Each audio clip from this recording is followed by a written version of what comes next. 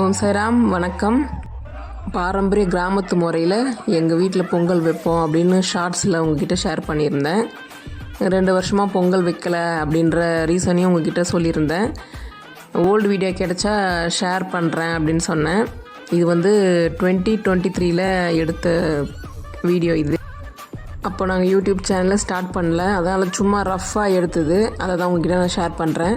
2 வருஷத்துக்கு முன்னாடி நம்ம வீட்டில் மண் தரை தான், அதில் சாணம் தெளிச்சுட்டு இந்த பெரிய குளத்தை போட்டு விட்டுருந்தேன். அந்த வருஷம் பொங்கல் வைக்கிறப்போ என்னோடய அப்பா அம்மாலாம் வந்திருந்தாங்க. அப்போது வீடே களை கட்டி இருந்தது, செம்ம ஜாலியாக இருந்துச்சு.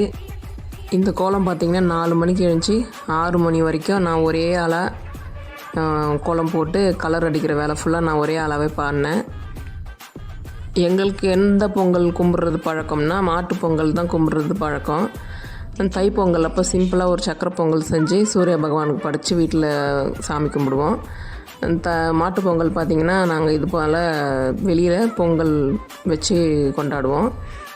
மாட்டு பொங்கல் அன்றைக்கி காலையில் எழுந்துச்சி இது போல் பெரிய கோலம் ஒன்று போட்டுருவேன். அதுக்கப்புறம் பொங்கல் வைக்கிற இடத்துல ஒரு கோலம் போடணுன்னு சொல்லுவாங்க, அதனால் ஒரு சின்ன கோலம் போட்டுட்டு குளிச்சுட்டு சூரியன் உதிக்கிறதுக்கு முன்னாடி பசுமாட்டு சாணம் எடுத்துகிட்டு ஒரு மாதிரி கட்ட சொல்லுவாங்க.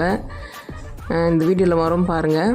அந்த கட்டை மாதிரி கட்டிட்டு அதில் 2 துண்டு கரும்பு, மஞ்சள் பூசணி 2 துண்டு, பிரண்டை, அருவா, அதுக்கப்புறம் பூஜைக்கு தேவையான கற்பூரம், ஊதுபத்தி, தேங்காய், பூஜைக்கு தேவையான பொருட்கள் எல்லாம் எடுத்துகிட்டு வெளியே வச்சிடணும். ஃபஸ்ட்டு அங்கே குலதெய்வத்தையும் சூரிய பகவானையும் அங்கே ஒரு நமஸ்காரம் பண்ணிவிட்டு அங்கே ஒரு பூஜை கற்பூரம் ஏற்றி பூஜை செஞ்சுட்டு இந்த பக்கம் அதுக்குள்ளே வரட்டியில் பொங்கல் வைக்கிறதுக்கான ஏற்பாடுகளை செஞ்சு வச்சுருவாங்க. 3 அடுப்பு மாதிரி ஒன்று சேர கட்டி வைப்பாங்க. அது எதுக்குன்னா, ஒன்று நம்ம கிராமத்தில் இருக்கிற நம்ம தெய்வங்களுக்கு, இன்னொன்று சூரிய பகவானுக்கு. அதுக்கப்புறம் ஒரு மஞ்சள் பூசணியில் சட்டியில் ஒரு குழம்பு மாதிரி செய்வாங்க. அந்த பானையை பொங்கல் பானையை எப்படி ரெடி பண்ணுவாங்க அப்படின்னா, மஞ்சள் குங்குமம் பூரா பூசிட்டு ஒரு டிஜிட்டில் பொட்டு வைப்பாங்க.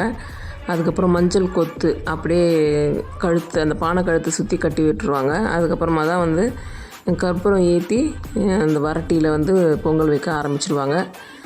காலையில் நல்ல நேரம் பார்த்து பொங்கல் வைக்க ஆரம்பிச்சிடுவாங்க. பொங்கல் பொங்கி வந்ததும் பொங்கல் பானை பொங்கும்போது எல்லோரும் பொங்கலோ பொங்கல் பொங்கலோ பொங்கல்னு சொல்லுவோம். முதல் பானை தான் எந்த பானை பொங்குது அப்படின்னு சொல்லிட்டு பார்ப்போம். ஆனால் எப்பவுமே முதல் பானை தான் பொங்கும்.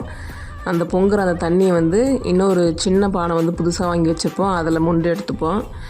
அதுக்கப்புறம் 2வது பானை பொங்கும் போது அதுலேருந்தும் கொஞ்சம் தண்ணி மொண்டு வச்சுப்போம். இது எதுக்காகனா, வீடு முழுக்க அந்த தண்ணியை தெளிப்போம், வீட்டை சுற்றியும் தெளிப்போம். அது எப்போ செய்வோன்னா, ஈவினிங் நல்ல நேரம் பார்த்து அந்த வேலையை செய்வோம். அந்த ஈவினிங் பூஜை எப்படி செய்வோம்னா, அன்றைக்கி ஃபுல்லாக நான் மட்டும் ஒரு பொழுது, யார் வீட்டில் பூஜை பண்ண போகிறாங்களோ அவங்க ஒரு பொழுது.